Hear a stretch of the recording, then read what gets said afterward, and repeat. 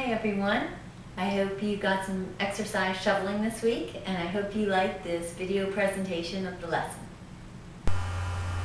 Okay, so here's our group progress from last week. 14.5 pounds lost. Very good, and as you can see, we're still within our guidelines there between the yellow and green lines, which means we're doing at least actually close to 2 pounds per person per week, which is great. And here are our standings. Things have shaken up a little bit since the last time. Go ahead and find yours.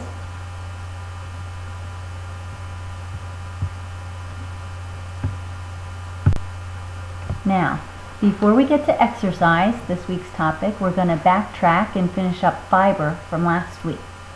This is one of my favorite topics because I had no idea fiber was this good for you until I started researching it for this class.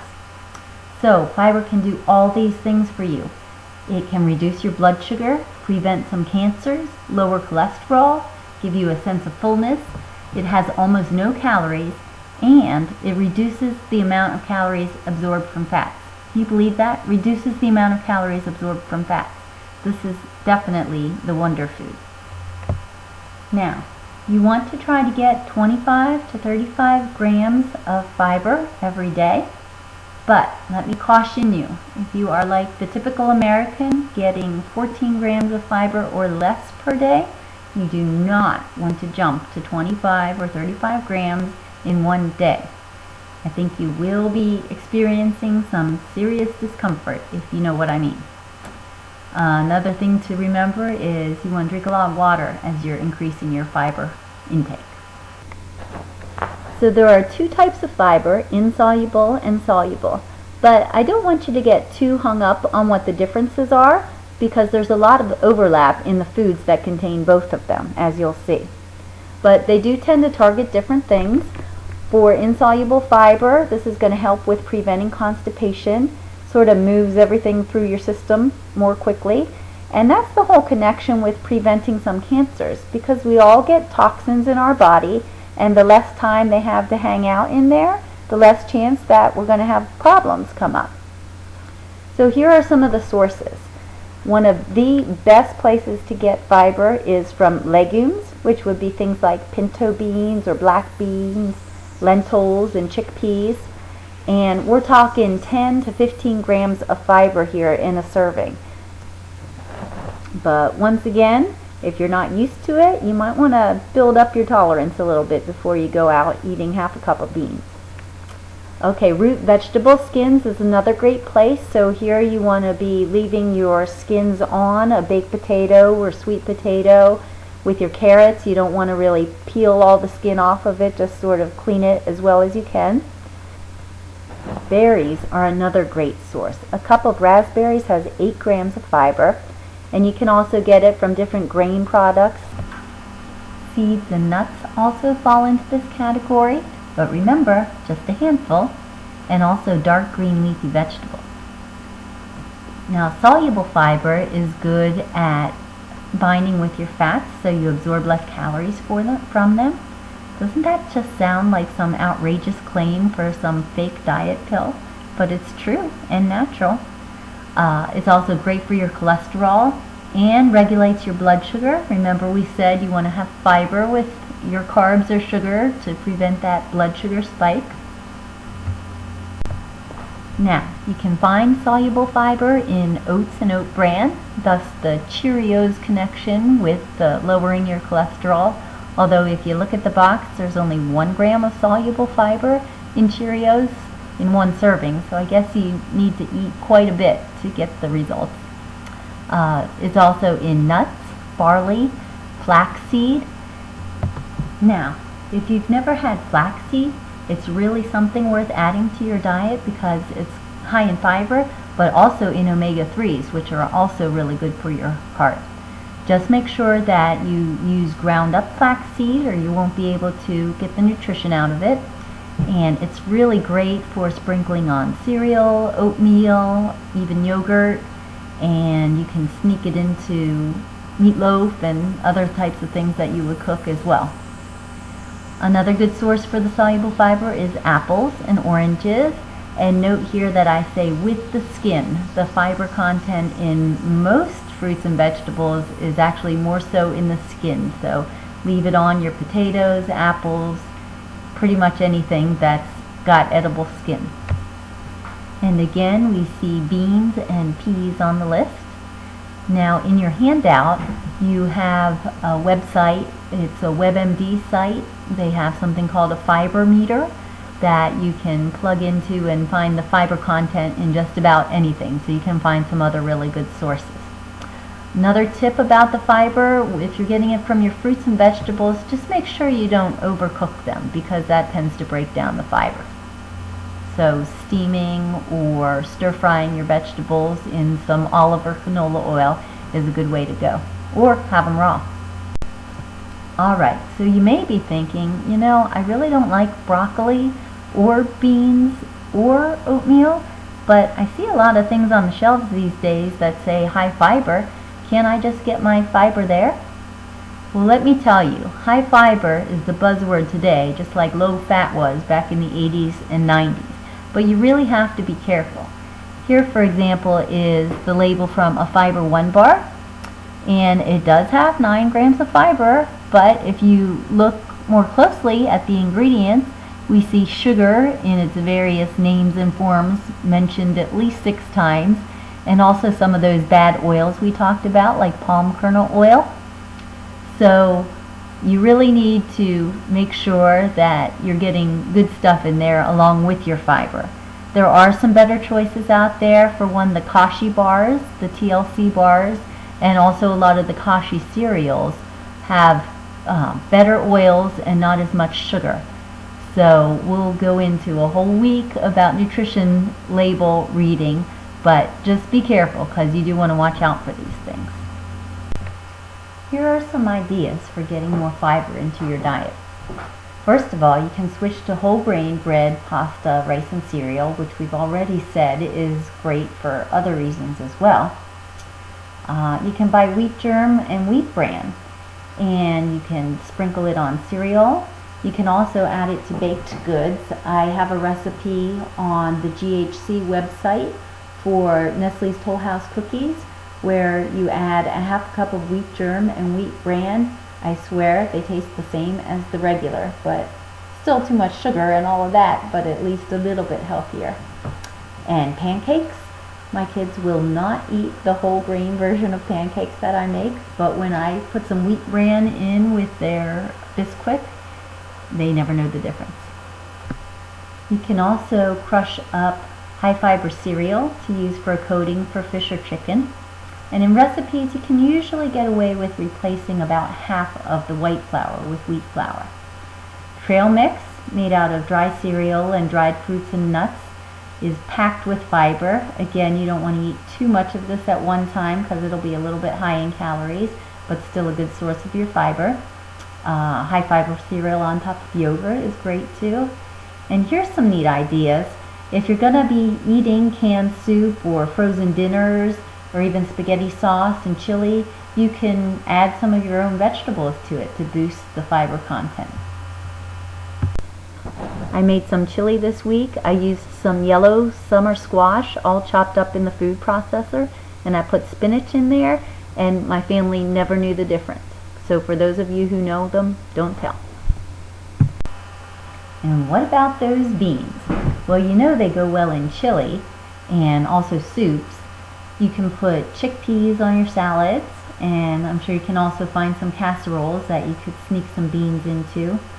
Salsa. I like to buy just regular salsa and then add some black beans to it. And rice and beans is also a good combo. Now, I always prefer that people get their fiber from whole food sources, but if you really have trouble getting as much as you need, it's okay to take a supplement. Herbalife has a type that has 5 grams of fiber, and if you've ever tried a different brand where you got a little bit uncomfortable using it, the Herbalife product has a nice combination of the soluble and insoluble, and it doesn't cause that gas and bloating that a lot of other ones will. So if you're interested in that, just let me know.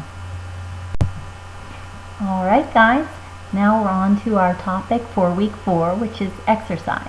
And there's so much we could talk about with this, but I just want to start off with exactly how much exercise are we supposed to be getting if we want to get healthy.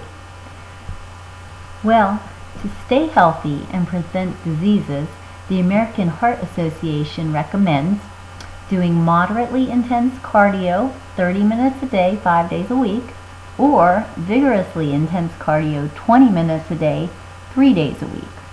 Now the difference there, moderate, they define as raising your heart rate, breaking a sweat, but being able to carry on a conversation. And with vigorous, I guess you wouldn't be doing too much talking.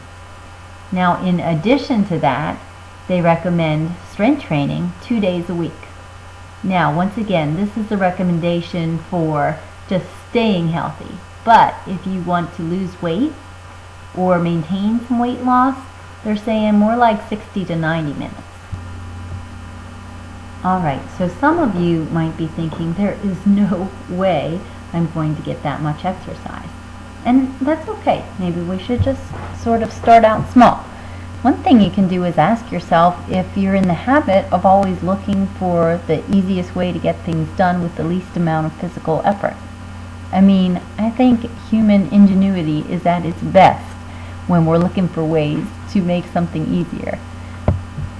I mean, think about it. We've got the snowblower, the leaf blower, the electric can opener, the dishwasher, the washing machine, and of course, probably the king of all laziness, the television remote. Now, I'm not against saving time, but if we spent more time doing things a little bit more the hard way, we might not have to find time for exercise. So you might want to think about maybe washing your car by hand, or washing your clothes by hand. No, just kidding, I would never do that. But you could walk the golf course instead of taking the cart. Or, this explains the tram picture. There was a guy who ran 7 marathons on 7 continents in 7 months, and he made a few observations along the way. He said that in Holland there are about 16 million people and about 16 million bicycles, and they don't have an obesity problem. Whereas in contrast, in the United States, he says, we have trams that deliver us to the entrance of amusement parks where we're met with funnel cakes and hot dogs. It just seems to be the mindset of our society, but it doesn't have to be yours. Another thing you might ask yourself is, what's stopping me from being more active or exercising more often? And I think about 90% of the people will say time. I just don't have time. Listen, I know it can be hard, and you might not have time for 30 minutes of exercise 3 times a week or anything near that, but it just means if it's important to you, you have to get creative about where you're going to make time, even a little at a time. You know, exercise is cumulative.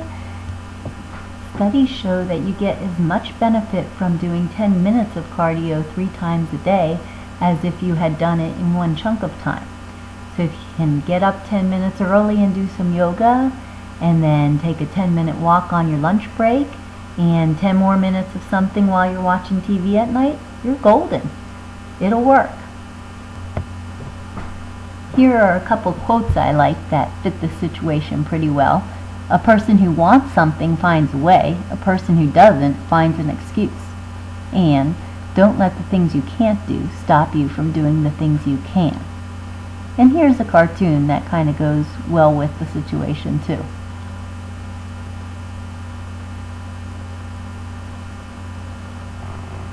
Pretty true, wouldn't you say? Another thing you might want to ask yourself if you're not getting enough exercise is, what would it take to get me to add more exercise or activity into my life? Well, that's going to be a very individualized answer for each of you, and you're going to have to take some time to give it some thought. But in the meantime, here are some good reasons I can come up with. One thing is, it boosts your metabolism. One study had participants exercising more often than they had done before, and after just 10 weeks, they saw a 13% increase in their RMR. That's your resting metabolic rate, or how many calories you burn when you're just sitting around doing nothing. Now, to put that into perspective, if your RMR started out at 1,600 calories a day, you would start burning 208 more calories every day just while you're at rest, while you're doing nothing. So you could either take that as 200 extra calories you can eat, or just bank it for some weight loss. And that, to me, is pretty good incentive. Another thing is that it boosts your immune system, and who wouldn't want to be sick less often?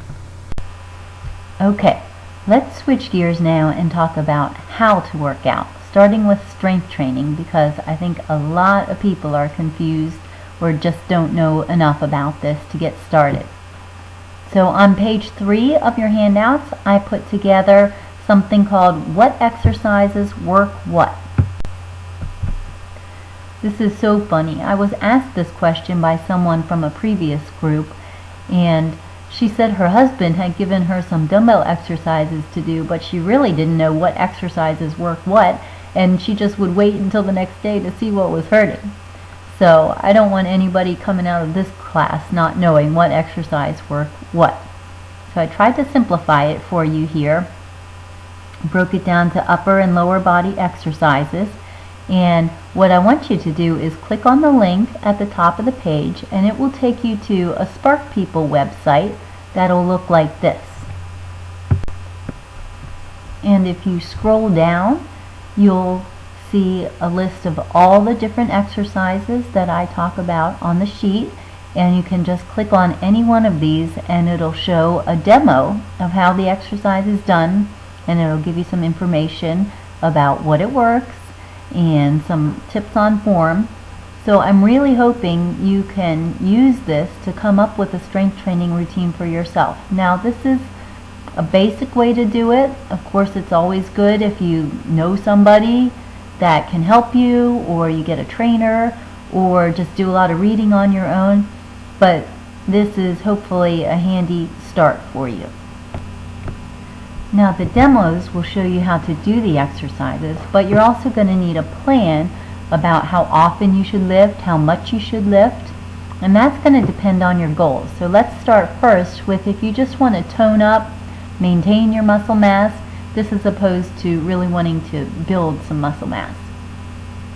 So for toning, you want to do exercises for all your muscle groups twice a week, making sure you have at least 1 day rest before working the same body part again. Your muscles need time to repair. You're going to want to choose 2 to 3 exercises for your larger muscle groups and 2 exercises for your arm muscles, biceps and triceps. You might want to put in 1 exercise for hamstrings and 1 for calves. Now for toning, you want to do 3 sets of 12 to 15 repetitions for each exercise. So whatever the move is, you want to do it 12 times, then take a rest. That would be 1 set, and then go back and do it again 2 more times. Now, how do you know how much weight to use? Well, what you want to do is choose a weight so that by the time you get to the last 1 or 2 reps, it's really hard to do. So you want to be challenging yourself. And finally, you want to make sure that you're mixing it up and not picking the same exercises all the time. It's called the muscle confusion principle. And it keeps challenging you. Your muscles will get adapted very quickly to the same routine, and you're not going to see the benefits as if you're always throwing something new at them. Now, if you're interested in building muscle, you're going to have to take a different approach. You're going to want to work 2 to 3 muscle groups on a given day, and that allows you to break it up instead of doing a full body workout, and you can spend a little more time with each muscle group. You always want to allow at least 2 days of rest before working the same muscle group again, because we're going to be working them harder and they're going to need more time to repair. You're going to want to do at least 3 exercises again for your larger muscle groups. Still 2 exercises for biceps and triceps, 1 for hamstrings and calves. Again, make sure you change the exercises every week. Now, here's the real big difference. You want to use progressively heavier weight and lower reps as you go through your sets. So on the first set, you'll do a warm-up of maybe 8 to 10 reps with a light weight.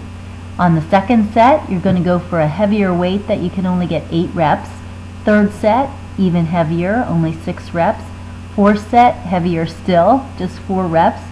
And you might want to do a fifth set going back down to a lighter weight for 10 or 15 reps. But still, that last rep should be hard. This should be enough to get you started with weight training. But if you're really interested, please come and talk to me, because there's a lot more than I can tell you. Okay, let's switch gears again, and we're going to talk about cardio training, which would be things like walking, running, biking, using the elliptical or rowing machine at the gym. And we all know that strength training is really important for maintaining your muscle mass, which keeps your metabolism up, and of course just being stronger and able to do more things in general. But if you're looking to lose weight, cardio is definitely going to be your fastest route to get there. And I don't know about you, but if I'm going to spend time doing cardio, I want to get the most bang for my buck. And the experts are all in agreement these days that the best way to do that is with interval training, which simply means working at a higher intensity for short periods of time, followed by more of a rest period, back to the high intensity, back to the lower intensity. And what happens when you do this is that you're going to burn more calories than if you were working at a more moderate intensity that you could sustain for a long time. It's going to improve your fitness level faster, and that translates directly to a boost in your metabolism that's working for you 24 hours a day. If you're the goal setting type, you can always be setting yourself new goals for going either longer or faster during your high intensity intervals, and it just makes the workout more fun because it's not going to be boring. So here's an idea of how you would implement an interval workout idea. First of all, you always want to warm up for about 5 minutes at an easy pace. Then you can start your intervals. So you'll walk, run, or cycle at a higher intensity for 1 minute, and then go back to going easier for, say, 3 minutes, and do 10 sets of these intervals, and then cool down for another 5 minutes. So your total workout time would be 50 minutes. And if you don't have 50 minutes, then do 5 sets of the intervals. It's still going to be a big improvement rather than going for moderate pace for the whole 30 minutes. Then after you get good at that, you might want to try to keep the high intensity for 2 minutes and rest for only 90 seconds or 2 minutes, and just keep changing it up. And the high intensity might mean that you're going faster. If you're on a treadmill, you might want to do inclines, or if you're really adventurous, you can go do some outdoor running and find yourself a hill, do hill repeats where you're just up the hill at high intensity and then take it easy on the way back down and do it again. There's plenty of things that you can do. Well, those are the most important points I wanted to get across to you about exercise. But don't forget to check the Facebook page for other posts about some tips with exercise too. Don't forget your homework, which is to try to fit in 30 extra minutes of exercise this week. And also don't forget about our Get Healthy Challenge to share a healthy recipe for Super Bowl so we all do well next weekend. So you can just email me that or post it on Facebook. And finally, the password for next week is nutrients, and we're having a visit from Be Healthy Meals with samples. You're going to love it. Have a great week, everyone, and I'll see you next Wednesday.